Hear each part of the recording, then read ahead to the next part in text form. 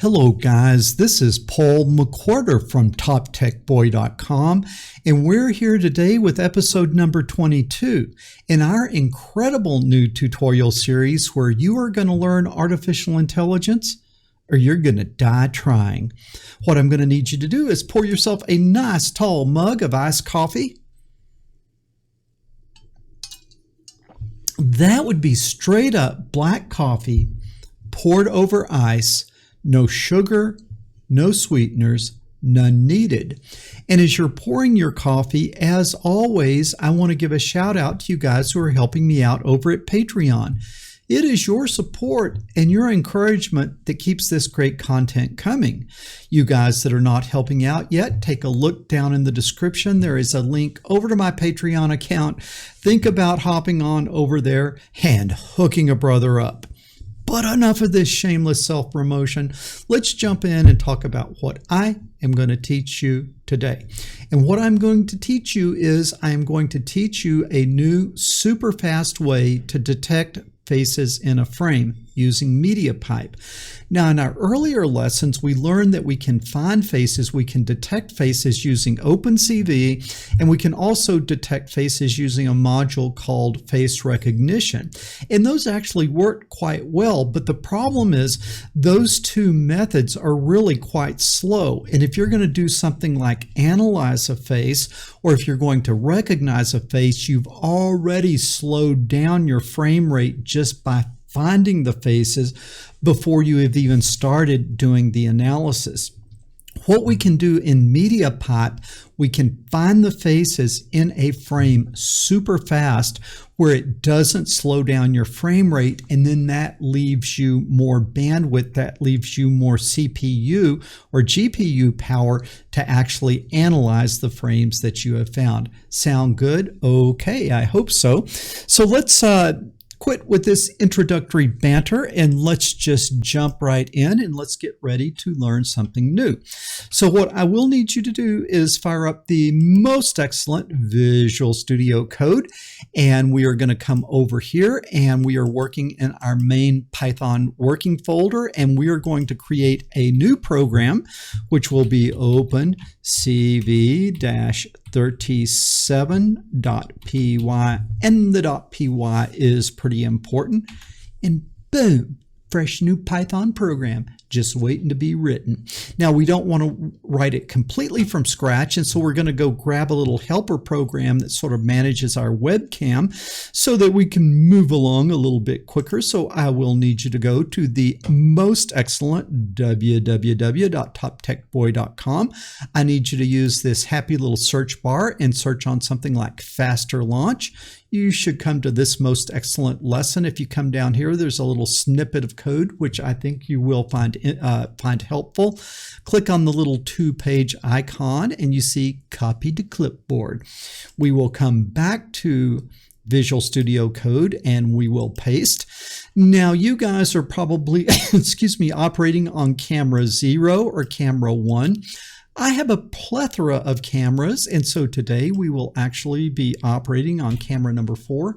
While we love camera number 4, it does not take these cam set commands. So I'm going to have to do something that you're likely not going to need to do, but I'm going to be grabbing these things at the full resolution. So I'm going to be reading the frame at full resolution, and then I need to do a resize. If you're using a normal Logitech webcam, then those cam sets will work, and you don't need to do what I am going to do here, which is to say frame is equal to cv2.resize, and then we are going to resize what? We're going to resize frame, and then what are we going to resize it to? The tuple width, comma, height. Okay, and then what is width height? Well, it's whatever we set it to up here. Now, just to make sure that the universe is in proper working order, that quantum mechanics and quantum physics and astrophysics is all working, let's run this to make sure that we can, in fact, copy and paste without introducing an error. And boom, there it is. How do you like this? This is pretty good for a little webcam, huh? Okay, so let's quit out of that. And so now let's come over here and let's get down to nitty gritty on what we need to do super fast face detection. We will need to import our new friend. Who is our new friend? Our new friend is Mediapipe, and as much as we like Mediapipe, we don't want to type that over and over, so we will import Mediapipe as MP. Okay, that will make our lives a little bit easier. And then we're going to come down here and we're going to create an object, and that object will allow us to what? Find faces. And so we are going to call this object find face just because that's named well and makes sense. And that's going to be equal to mp.solution. That double dot thing is killing me. mp.solutions.face underscore detections, or no, detection, singular dot, wait for it, face detection. And we've been annoyed by this on all of the Mediapipe methods. It seems like that you got to like put the same thing twice, like once lowercase, once uppercase. I am sure there was a wonderful reason for them to do it, but I do find it quite confusing or not needed or straightforward. All right. Now we might also want to use the drawing utility, and so we will create an object draw face, and that's going to be mp.solutions.drawing utils plural. Drawing utils plural. Okay, so that has kind of got us set up with the objects that we're going to need in order to do this little analysis that we are going to be doing. But we will need to come down and read the frame in. After we have read the frame in, that frame is read in what? It is read in blue, green, red. The rest of the world besides OpenCV operates in red, green, blue. And so we need to change this to the right color space that Mediapipe will be expecting. So we're going to say frame RGB is equal to cv2.cvt color, cv2.cvt color, and then what are we going to change? We're going to change frame, and this is going to make me insane. So let's see if I make it a little smaller. I hope you guys, that makes it hard to read. It's just this pop-up nonsense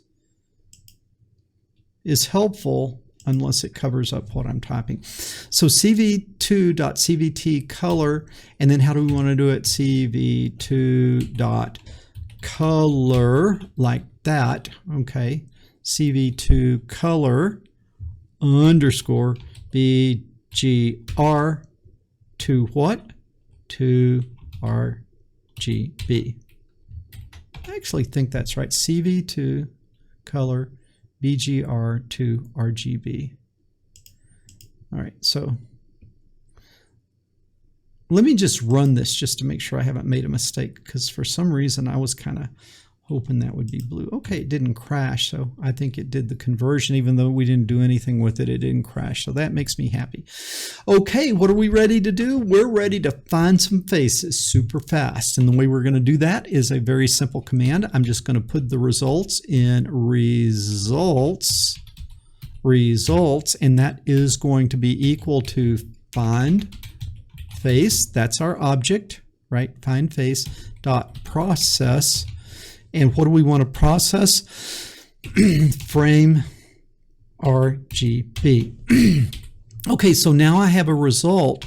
And now let's just see if this is going to work. I'm just going to print results like that. Print results and see if we can just have it do an analysis, come back with something and not crash. Let's see what happens.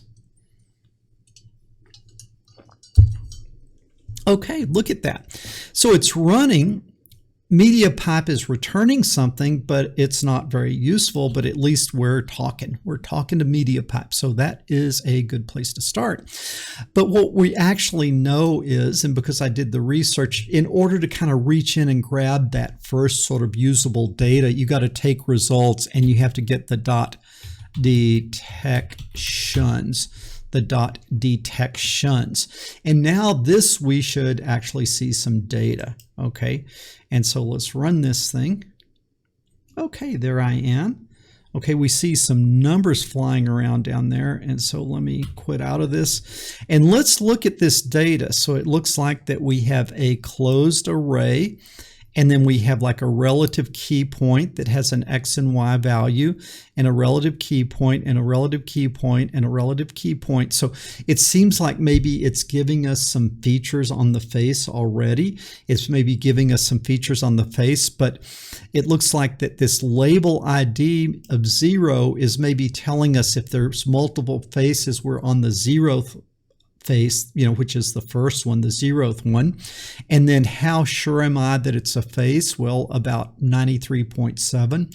That doesn't give me a lot of confidence. Since it was my face, I really wish that it would have given me like a 99.9, but it is only about 93.7% sure that I am in fact a human being. So that's not real comforting. You guys, what's your score? Did you do better than I did? Okay, now this is where we're not interested in the label ID. We're not interested in the score, at least I'm not. What I am interested in is the location data, okay? And then I'm not interested in the format of it, but what I am very interested in is the relative bounding box. And so what I would need to do is I would need to take results.detections, and then I would need to go dot locations data, and then I would need to go dot relative underscore bounding box. And then at that point, what I should have is what I really care about, which is the X-min and the Y-min. That's the point at the corner of the box of the face that is found.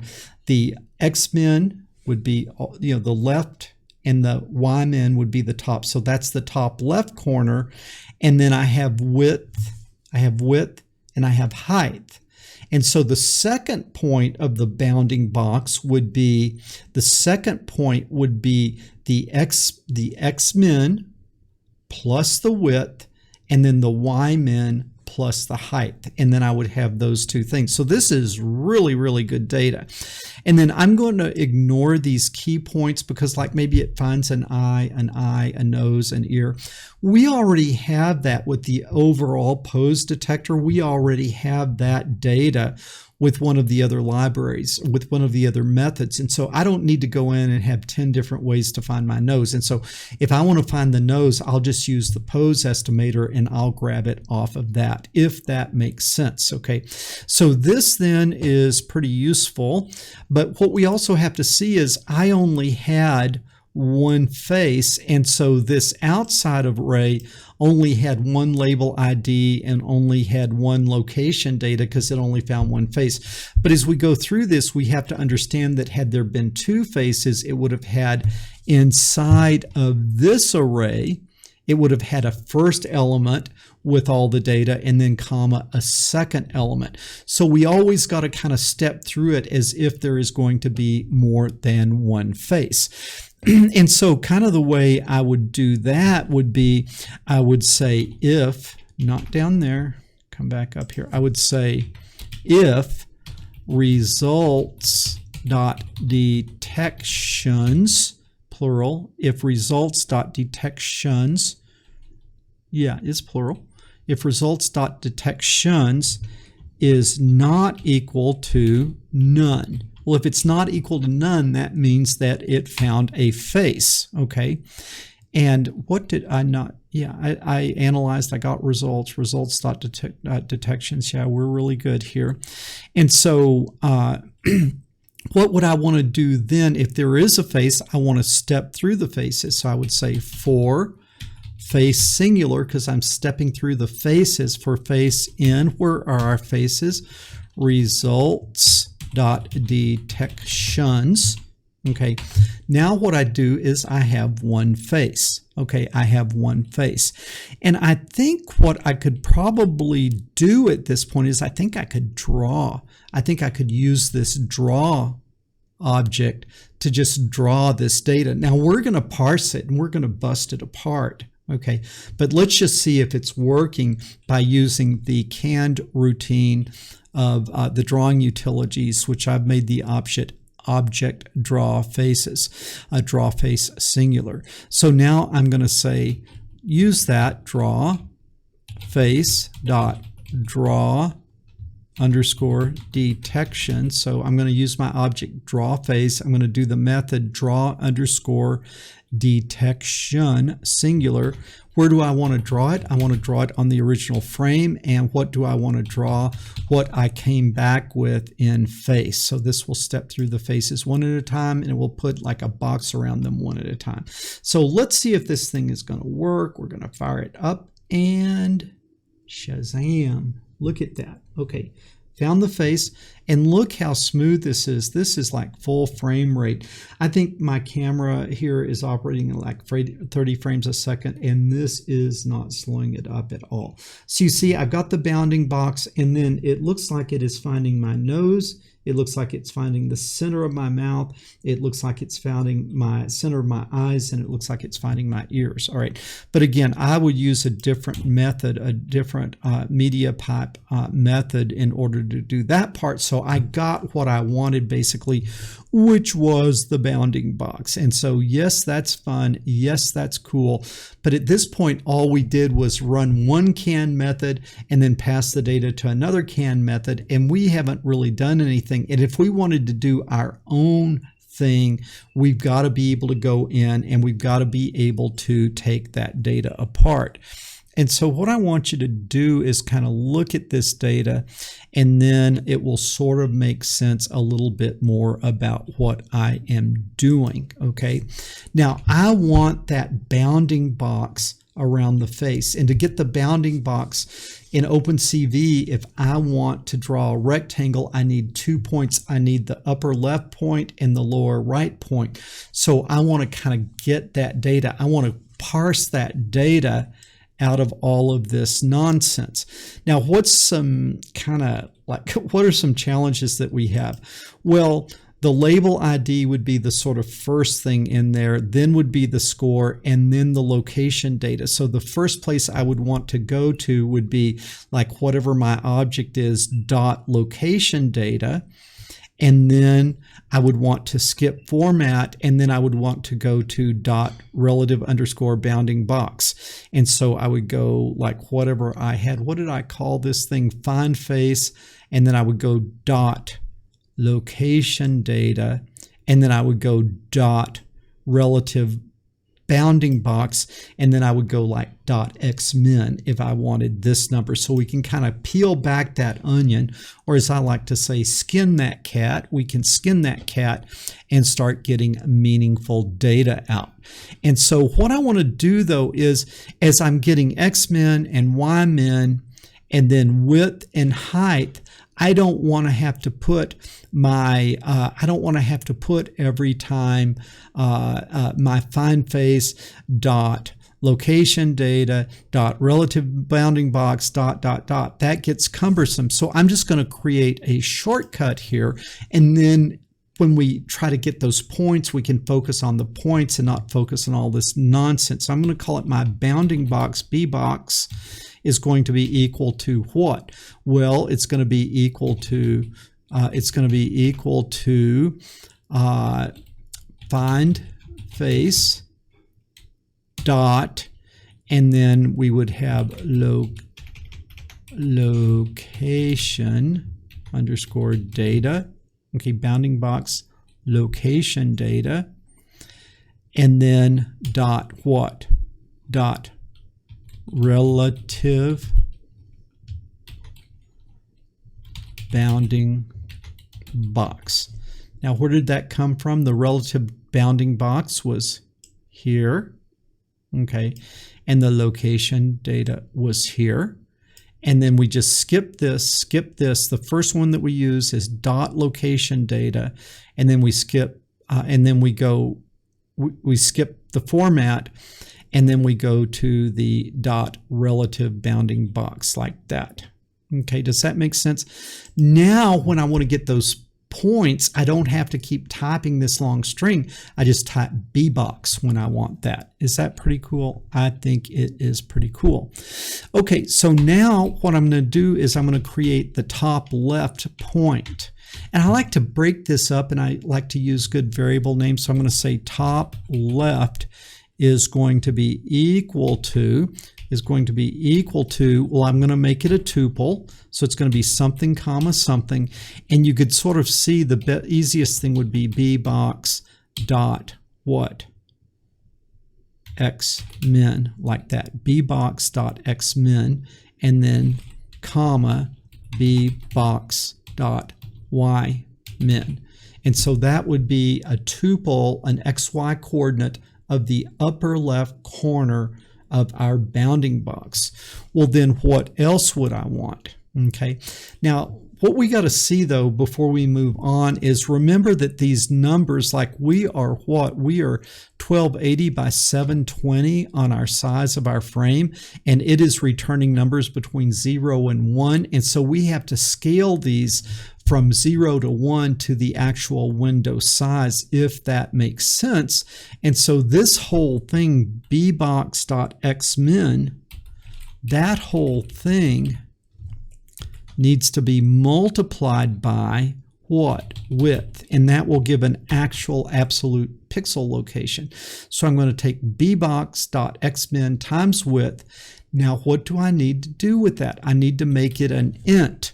Why do I need to make it an int? Because OpenCV wants coordinates passed as ints, and since bbox.xmin is a float, that times width would be a float, and you would get a very hard to debug error. So let's just make it an int right now, and then we can forget about it.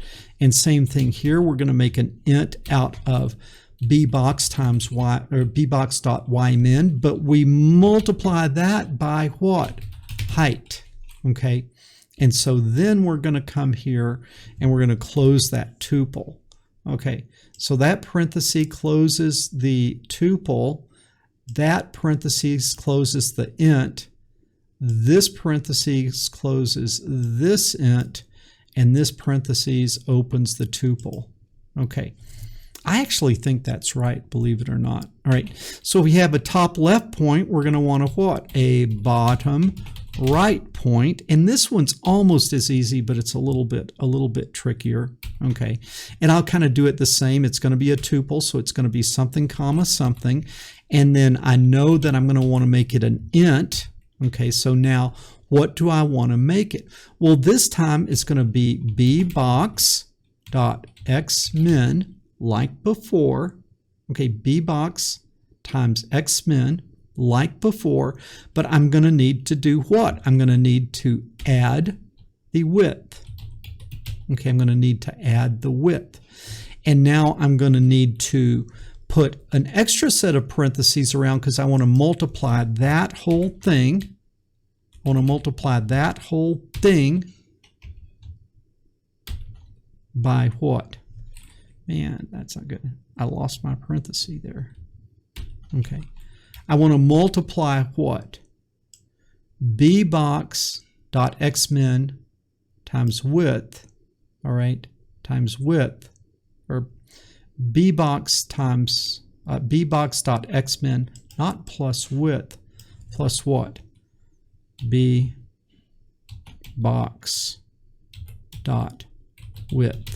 All right, so that's this one from down here, right? And so that would put me over at the right of the box. Okay, that would put me at the right of the box, but now I've got to normalize that, and I have to multiply it by the width of the frame. And so it's the same thing that I did up here, but since I added two things together, and I want width to multiply them both, I had to have an extra set of parentheses. So here I had int open and close. Here I have int open the int, open the multiplication, close the multiplication, close the int. Okay, does that make sense? And now we're going to do that again here, and it's going to be int, but this time it is going to be what? I'm going to have two opens again. It's going to be bbox dot ymin plus what? bbox dot what this time? Height. Okay, now we're going to leave that, so we're going to come over outside that first parenthesis, and I better get out of your way. Get out of your way. Okay, and I better spell height right. H-E-I-G-H-T.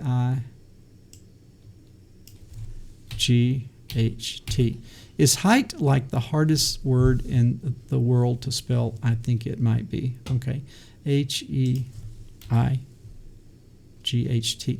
So I've got bbox ymin plus box height. That's going to take me to the bottom. But then what I will need to do is I will need to multiply that by what? The height of the overall frame. So let's check our parentheses here. Okay, this is to open the tuple. This is to close the tuple. This is to close the int. And this is to close the multiplication. I actually think that that might be right. All right, I think that might be right. We're going to find out because we're going to put a rectangle there, and that will show what we did wrong pretty darn quickly. All right, so let's do our old friend CV2. And you know how I hate being a munchkin, so I'm going to come back a little bigger there, and I'll try to be mindful to make sure that you can see what I'm doing. So let's put a rectangle there. And the way we would do that is with the most excellent CV2.rectangle. And then what do we want to put the rectangle on? On the original frame. On the original frame. And then what is the top left point? Top left. You see how it's way easier doing this rectangle command when I did the hard thinking up there about where the top left is. And the top left was not that hard. It was the bottom right that we really had to think about. All right. And now let's put a color in here. So I think a good color would be 255,0,0. That should make it a nice pretty blue. And then let's make it a pretty heavy line, thickness of 3. So that's how heavy the line is that we move around it. Okay. I think this should draw a box around my face, but let's take out, we better take out this one where the utility did it. And this way it'll be my rectangle and not my rectangle fighting with the draw face rectangle. So let's see what happens here. What? Location data. What is this nonsense in line 24? Okay, we need to look at our data set again. I have bbox is equal to, okay, not find face, that's the object. What is our face? It's face, okay, right. It's this, which is where the data is. I was sending it the overall object, and what you want is just the face, which is the chunk of data. All right, sorry about that. Rookie mistake, rookie mistake. Okay, boom, look at that. Thinks my hand is a face, that's a little scary. All right, so let's look here. Okay, boom, we have this thing going. And guys, look again at how fast that is, right? It is just really super fast. You guys could instrument your code. It might be interesting to instrument your code and then just run it without doing the face recognition and run it with, or it's not face recognition, it's face detection. Run it without the face detection and then run it with the face detection, and also get a couple of people. I am just in that unlucky situation that right now I don't have a helper. I don't have anyone else to come into the picture to try it. But when I tried it earlier, it did find multiple faces. And so this should be able to look at multiple faces, find them, and box them all just the way that we did this. Okay, it is Tuesday, and that means that you will be getting a homework assignment. And so what your homework assignment is to take this now, and we're getting pretty advanced in our skill set here on Mediapipe, but I want you to write a program that you take what we've done here, and instead of just doing it in the for loop, create a Python class that will do all of this heavy lifting and have have that Python class return to you. This is, I guess I should kind of show you the data structure here if I can. It should return to you an array, or it should return to you an array of arrays, because you have to see that there could be, can you see that? Yeah. There could be more than one face. So this would have the first face data, and this would have the second face data, and then this would have the third face data, like that. Okay. And to create that array that has the face, then what would each one of these have? Well, each one of these would have a tuple, which would be x min, comma, y min. That is the top left, and then comma x max. This would be, I'm trying to think of the best way to say it. This would be like x max, comma, y max, like that. But really, in fact, what that would be, it would be just like what I said earlier. Okay, the x min and y min would be this, okay, like that. And then the x max and y max would be this one, which would be, x max would be the right, and y max would be the bottom. Okay, so top left, bottom right, and then for each face you would have those. And so inside the data structure you would have a tuple for the upper left, and you would have a tuple for the lower right. And in fact, if you did it this way, you could just put it in like this. You could say, that's no good.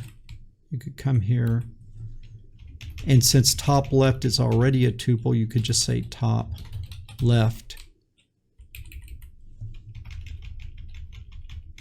and then bottom right.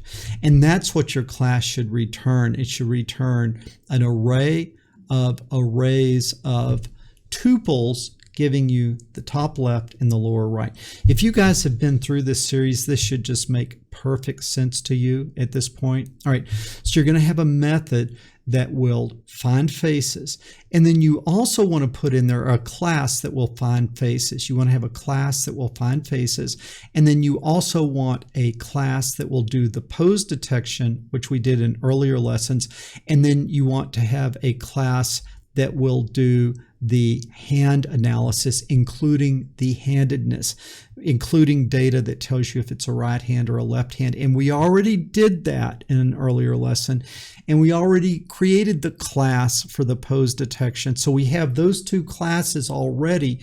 We want to take those two and we want to add a third class that will do this face detection.